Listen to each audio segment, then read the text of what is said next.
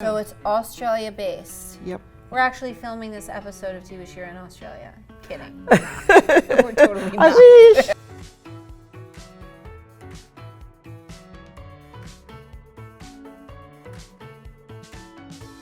Hi everyone, I have a very good friend of mine, actually that I just met 20 minutes ago, but I can feel our kindred spirits already. This is Roz, the coordinator and founder of Kogo from Australia. So Kogo stands for Knit One, Give One, which is a play on Knit One, Purl One. Yes, I was thinking that initially, but then I didn't say it. That's pretty self-explanatory. What it means is you knit a garment and you give it away. I love it. We started in 2004. It was a very cold winter for us. And one of my daughters said, it's cold, there are homeless people, your friends are knitting scarves, they live in heated houses, let's do something about it. So we got together, friends and family, made 180 scarves. And that was basically the start of Kogo.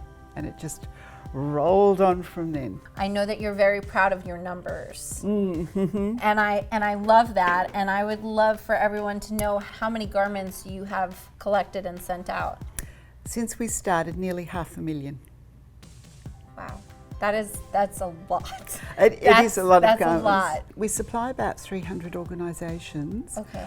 And really they cover pretty well anyone in need. So it can be refugees, it can be children and mums fleeing from domestic violence, families that are doing it tough, and then of course the homeless. And so it's not just hats and scarves though. No, it's everything. It's more than that. We accept everything, so garments and blankets and knitted or crocheted toys. Wow. The organisations we supply send us what we call an order. They may want 20 blankets and 50 beanies. Mm-hmm. So that's what we send them. That's great. So this is really just Australia based, but you have people internationally knitting for you and crocheting. We have had a couple of things. We've got a regular knitter from Singapore who sends stuff to us, but mainly it's around Australia. I've got about 5,000 knitters around Australia.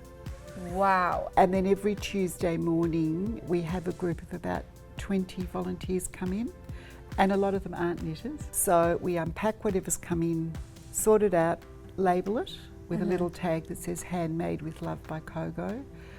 That's the most time consuming part, but it's done so that people who receive these things know they're new, which is really important. In our winter months, we can send out about 2,000 or 3,000 a week. Wow. And that's done within a 3-hour period. That sounds, wow, that's amazing. What kind of advice would you give to people out there? Okay, well, one of the things I learnt very early on was when you're knitting or crocheting for people who are homeless, don't make bright colours. Huh, interesting. They like to blend in. But the opposite to that is the blankets we make. It's lovely to have lots of colour. Recently I went to an organisation that is a refuge for women who are homeless, and the social worker said that the women love the colour of the blankets because they have no colour in their lives. Wow, it's heavy stuff. It's heavy stuff and it's powerful. I mean, I'm sure they're all magnificent because they're all made with love. Are there any things that maybe stand out to you? One particular knitter comes to mind, and she buys children's books and knits the main character in the children's books, and then we give them away as Christmas presents to kids in refuges from domestic violence. And that's one that just comes. I'm gonna cry. Oh my God. That comes to top of mind. But so you will see that on Facebook. Wow, that's really special. Knitters and crocheters, they're just like they're really, givers. They are givers. My goodness, like it's out of control. Thank you so much for coming by. I love how this all just worked out. This time of year of giving is so important. We're able to sit at home and realize how lucky we are that we have a roof over our head and we have our family or we have our friends. And there's some people out there that don't have that. Even if it's an hour cowl, it goes so much further than you can ever imagine. And it means so much more than you realise. It is so special because it warms them emotionally as well as physically. You cannot underestimate it. I could not say it better myself. If there is an American package that comes through, it's because of Tea with Shira. So guys, let's team effort. Let's make Tea with Shira go international, all right? Well, Roz, thank you so much for joining me with a very needed cup of tea. For more information about Roz and what she does, you can go to the link below. You can help me point. Point to down there. Yes.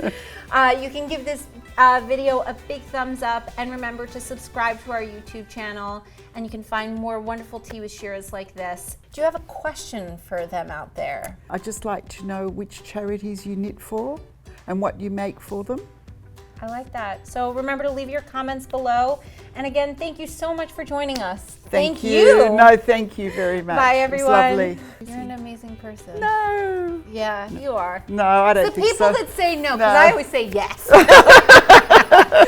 people that say no are the really amazing people.